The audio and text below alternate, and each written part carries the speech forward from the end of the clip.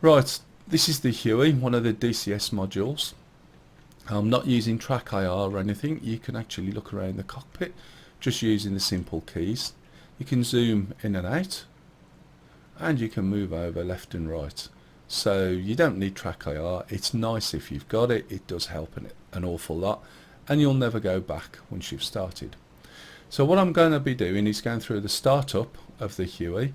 I'm then going to set one of the radios to do like a homing beacon, and we're going to go into town and pick up some troops. Now we've got to stay really low level when we're in town. That is below the height of the buildings, going along the road just feet off the floor, and navigate our way through the buildings, the trees and the lampposts. Now if you've never flown a helicopter before, there's a number of controls that I've just switched on the axis. So what you'll see is when I move my joystick, you'll see the symbol on the top left moving around, and that is called the cyclic. Over on the left we've got a stick. Now people get this really confused and think this is the throttle. This is not. This is called the collective. And the little brown thing on there, which I'll give it a little spin and then I can use an axis, and that is the actual throttle. Over in front of us we've got the rudders, and unlike some things, you push right, it makes you go right, and left, and it makes you go left. So what we're going to do now is just jump outside the aircraft, have a look. Let's position it so we can see exactly what those things do to the aircraft. So I'm going to move the cyclic. If you remember in the picture, that was the one that moved my joystick. So there's left, and you can see all the little conrods moving, and you can see the angle of the blades, not the angle of the blades but the angle of the whole of the head moving, okay, which makes the helicopter go left and right and forward and up. If we look at the tail rotor, we can see that as well. So we can see the tail rotor. Now watch, I'm going to push right and you'll see the pitch of the blades changing. So that makes me go right, that makes me go left. So when I've got nothing happening, the blades stay neutral. Now on helicopters, I mean, if you look on YouTube, unfortunately you will see there's some old footage of a press crew in America filming from a helicopter, and they lose his tail rotor. The minute they lose that tail rotor, the torque on the aircraft from the main propeller causes it to spin. It spins and spins out of control. They crash, obviously. Unfortunately, they all die. It's always important, the tail rotor. The minute you lose that, this thing spins out of control. If we look at the blades from, let's get the right angle. Remember I mentioned about the collective. Now the collective changes the pitch in the blade, which you should see changing. There it is. You see the way the blades are changing the pitch. So if I make them the pitch steeper, that bites more air, gives more lift. Okay, so what you've got to do in combination is move this one, which moves the angles, move that one, which is the pitch, move this one, which is your tail rotor, to get this thing balanced. Okay, so jumping back in, I'm going to leave, I don't normally leave the axis on, but as somebody said, one of the viewers, they haven't flown a chopper before, but I'll leave them on because then that's going to relay a little bit more of what I'm doing with the stick. Okay, so the startup routine for this is fairly straightforward. So we look up on the roof and we've got a big knob over there, and we switch this round to AC phase. This one here, we double click and switch it on to I can't remember, ESS buzz.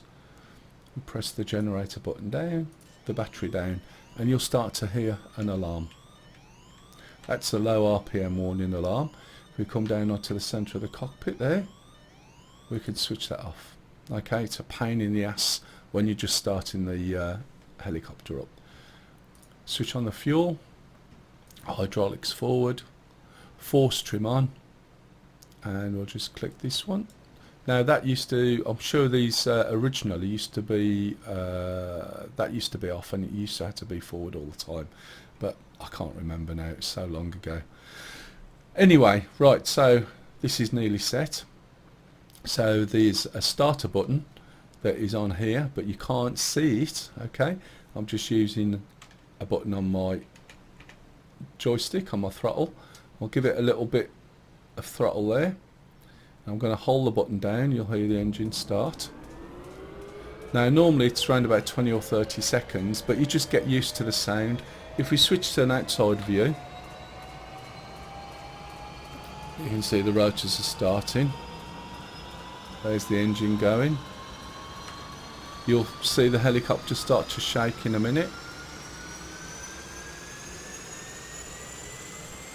Okay, if I let go of the starter round about there.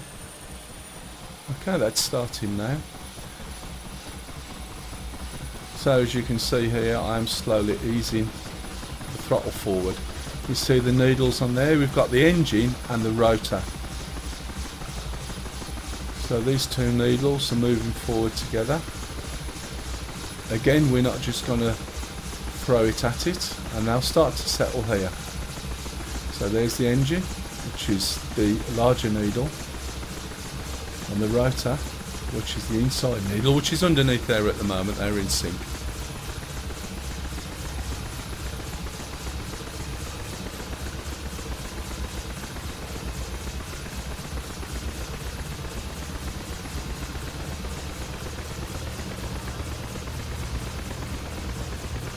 Okay, so you'll see those settle over here in the blue section. As you can tell, it's quite noisy. I'm going to shut the door. That'll cover some of the noise. If I jump out, there's the tail rotor. The models on these are absolutely brilliant. You've got the main rotor spinning. Now if we look down, we see we've got a couple of lights on. We need to clear these first. So the first one there is IFF, which is up here. So just do one click. And then if we press this button, if we go backwards, it will do a test. Press forward, clear the light. Oh, I forgot to put my inverter on, which is why that orange light's on. So once it's all started up, we put the inverter. Now we've got no error messages, panel's clear. Now during part of this mission, as I said, there's a troop of troops. There's a group of troops stuck over in town somewhere. They're broadcasting. Now I'm not sure whether we've been in the mission long enough for this to trigger, but it doesn't matter, I'll just go through the motions anyway. So what happens is when they start broadcasting, we can home in on that beacon. There's a gauge or an indicator here, and when I set this to the right frequency, which they tell us, which I just happen to know is 47.5, set this to home in, right, and turn the volume up, make sure it's up. Okay, now you can hear absolutely nothing at all. That's because the troops haven't actually started broadcasting yet. When they start broadcasting, these needles will fly over and we follow the vertical needle. That vertical needle tells us in what direction to fly. Now one of the things you have to be careful of is the vertical needle indicates a direction but not necessarily forward, it could be backward. So if the troops were behind me, for instance, the needle will be in a straight line. If they're in front, it'll be in a straight line. Now I know that they're going to be in town and they're going to tell us they need picking up, so there's a pretty damn good guess that they're over this way somewhere.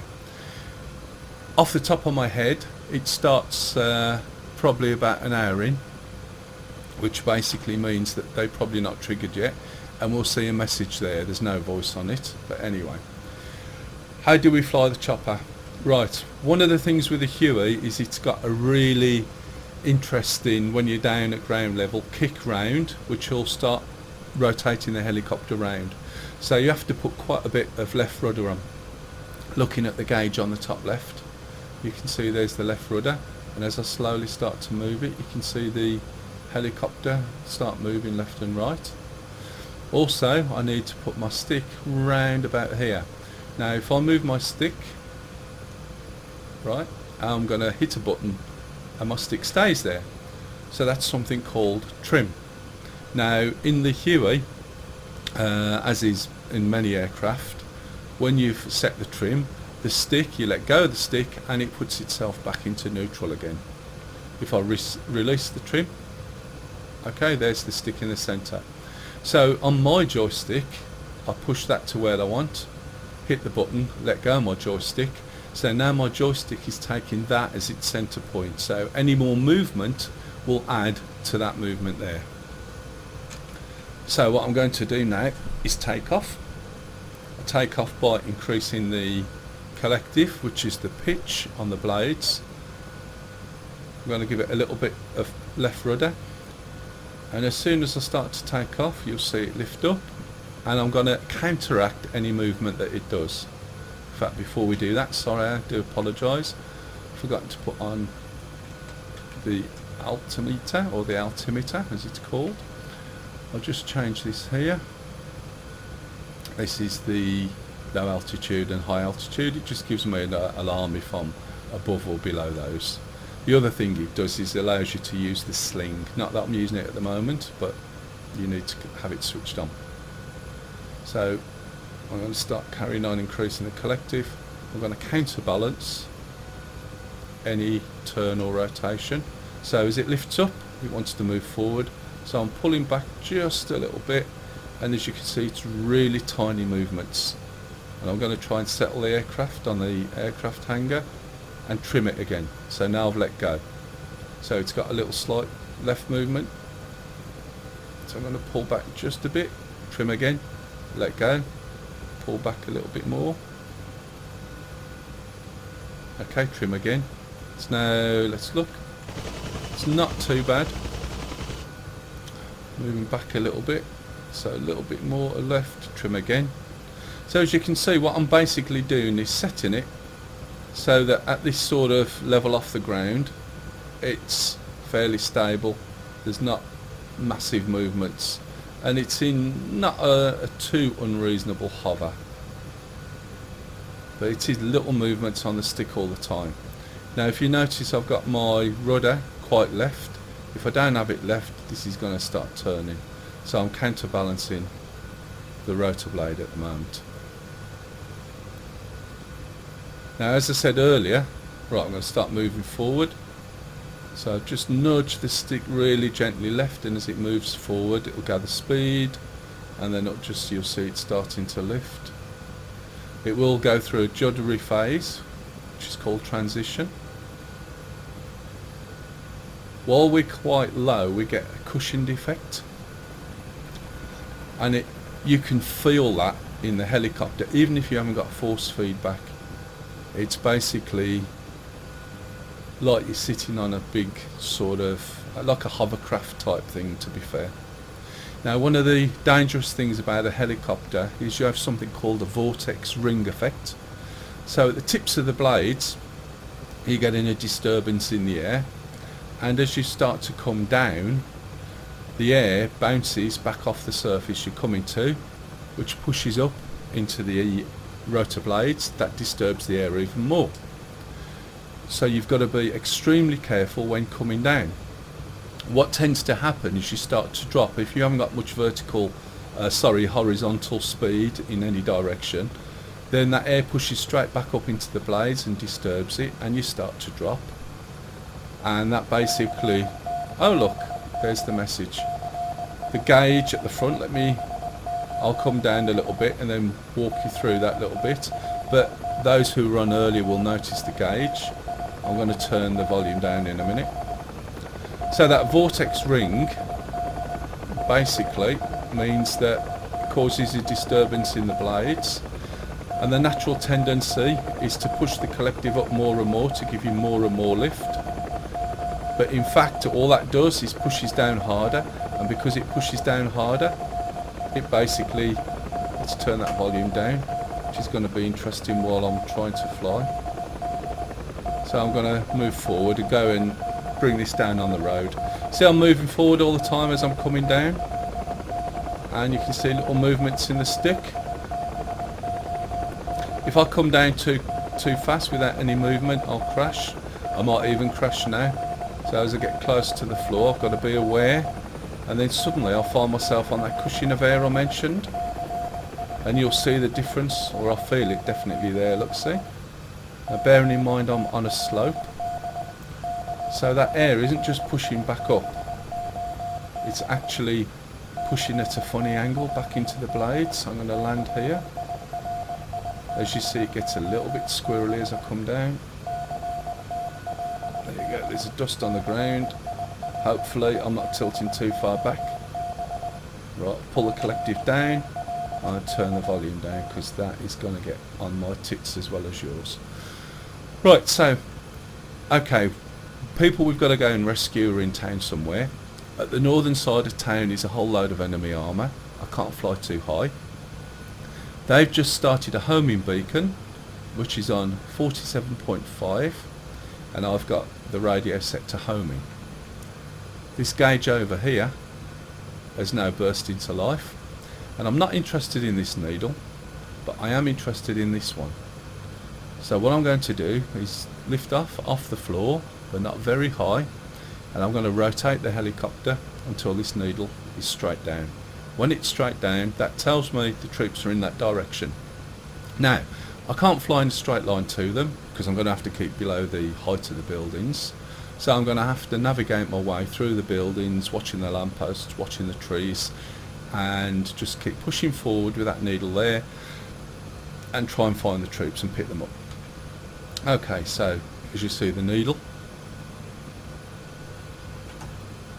I'm going to start taking off again now, but keep it quite low to the floor. So as I rotate, now what I want to do is kill some of that movement in the helicopter when I'm low. Now I've let go of my joystick, and if you remember, when I was on the boat I trimmed it so there wasn't much movement. So you can see now I've let go of the joystick, it's just got a little bit of backwards. So now I'm literally, again if you watch the gauges on the top left, just gently nudging the stick to move forward. Now that gauge on the bottom, if I rotate round, you see it swings round, so I need to be pointing in that direction over there, which you'll see some smoke in the background in the chimney. Rotate left a little bit more. Okay, so they're in that direction. So what I'm going to have to do is navigate through the town. I'm going to keep fairly low. This is a hill, by the way, so as I'm moving forward I'm having to go a little bit higher. As I said earlier, I'm not using track IR. I'm not in any sort of combat. Now normally track IR would help me. I'll just make sure there's no trains coming. Would help me in this sort of situation, because I need to know where my rotor is, where my tail is. As you see, we are flying low. It looks like we're moving quicker than we are, but if we quickly pop outside, see where we are. So I've got to try and find the troops, and I don't think they're going to be straight down the road. That would be far too easy. They're probably going to be tucked away in the buildings, so effectively what I'm doing is an extraction. The tracker, I'll be looking around all the time, making sure I'm not hitting anything, so I can just about squeeze through. If I do clip something, which the way this morning's been going, there's a good chance you'll hear me clip something. The rotor tends to fly off. So all the time I'm flying, if you watch the axis, I am adjusting my foot pedals, the collective and the cyclic all the time. So I'm just moving along this road. Hopefully there won't be anything that crashes into me from behind. I don't want to go too fast. I'll start to lift, and as I said, there is enemy armour down the way, somewhere on the north side of town, and they will shoot me down. So I'm using that needle on that gauge, so I'm watching that as I'm flying, trying to look for where the troops are. If anybody does spot them, give me a shout. The Huey at the moment, I think the sale's still on. There is a sale on Steam, so you can get DCS on Steam. However, I would advise to download it from DCS themselves. The reason being is when DCS have a sale, they've had one recently, the modules are 40% off. When Steam has a sale, the modules will be 40% off, but you can download the modules or acquire the key from Steam and use it in DCS. In the standalone version. What you can't do is download them from DCS and use them in Steam. So that way round, if you use the DCS version, you'll benefit from both lots having a sale. You can see the needle, so the needle's pointing up that hill. So now I've got to move up the hill. So I'm having to apply a bit more collective. I'll go between those buildings, there looks more space than anywhere else. So all the time I'm looking for troops. Now the needle's obviously moved over a little bit. I've got to watch my rotor blades.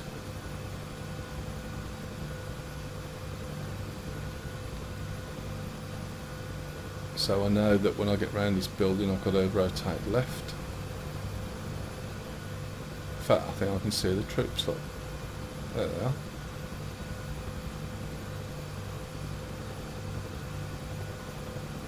So one of these guys will be doing the transmissions.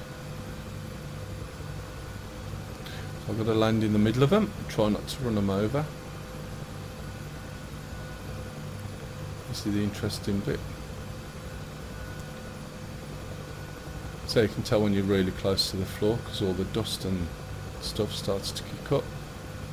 I'm using a mod at the moment, or should I say a script, to allow me to pick troops up.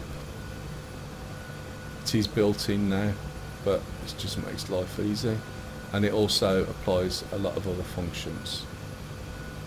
If I land here, I'm having to keep my nose forward because I'm on a slope, otherwise the helicopter might tip backwards. I'm going to tell the troops to get in so I can get to this. There they go. I've just picked up a load of troops. Now I'm going to take them back to the base. So again I'm going to take off really low to the floor, put left rudder on. I'm pointing uphill. I've got a little bit of forward stick. I'll turn round. I'm not using track IR at the moment. Any keys I use to look around are just off the keyboard. Just got to watch the lampposts. So now I'm going to take the troops back. Now what will happen is I can drop the troops off and that's job done. So again, I don't want to go too high. So to drop them off, it's not too far away, but I'll be going quite a lot faster. And I'll try, and I say try in the loosest possible way, of using a slightly different technique to stop and land. If it works well. Yeah, they magically appear as if by magic. This version actually is just somebody's written a script that provides a load of functions, which is quite good. It just makes life easier when you're actually writing missions. So they just appear. Now one thing that script doesn't take into account is the weight. Right, so let me just reset my trim. Yeah, beam them up indeed. So basically I've got those troops on and the handling is absolutely no different. Now one of the things that DCS is good at is modelling everything. So for instance, if you do a sling load, which I'm not going to do today, you can tell the difference in the weight of the thing that you pick up. So if you play anything like armour, for instance, it's just, you just go and pick anything up and that's it. In this, if you pick up a couple of £100, okay, it's fairly light, you know it's there. If it swings around, it pulls your helicopter from side to side as you're going along. If you pick up something that's like £1,200, bloody hell man, it really is heavy. Now it doesn't look like we're going very quick. You can hear the helicopter beating, watch. That's how quick we're going from the outside. So it is quicker than you think. See the speedo over there, we're doing just under 100 miles an hour. Okay, oh, it's 100 knots in this. 100 miles are in the P51. So I'm going over. You'll see a whitish building towards the end of the runway over there. It looks like a big tent, although it's not. And I'm going to drop the troops off. Now, unfortunately, I don't know whether it's just a slight glitch in this or whether it's just because of the way this script is, but the troops have a collision damage with the helicopter. So the troops basically, if they run into the helicopter, and this will be quite amusing if they do it again, they can destroy the helicopter if they run into it. So it doesn't kill them, they run into it, and they've knocked my tail off before now, and I've basically blown up. Well, there's the building I've got to drop them off at. So it's over to the left now. This is always done better with track IR, but I'm going to put it into a hard bank left. I've got to come down, I'm doing over 80 miles an hour, pull back on the stick, push right on the rotor. Should have done it a bit further over because I don't really want to crash into the building. But anyway, and as you come down, you'll get that funny cushion of air effect if I don't crash.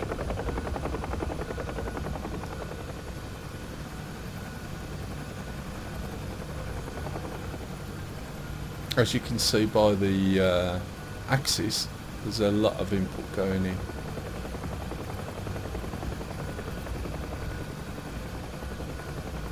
Into the axis to keep this thing in the air and make sure it just doesn't drop out of the sky. Okay, so I'm going to let the troops out in a minute, and then I'm going to switch to outside view just in case you think it's me blowing the helicopter up. Okay, so that should be job done. Call the radio up, unload the troops,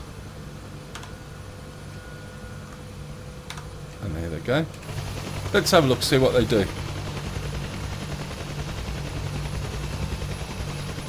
Oh, they're going to miss it. Last time out, this guy over here, when I parked slightly different, and he ran across the back of the tail, cut the tail off completely there.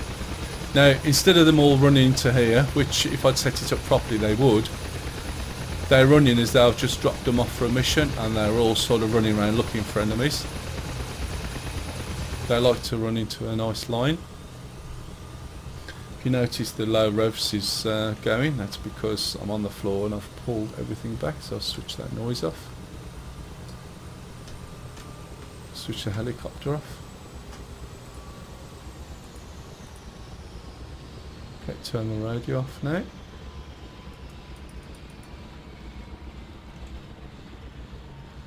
And that was it basically. That was quite nice and straightforward. Better stop the recording, I forgot I was still recording.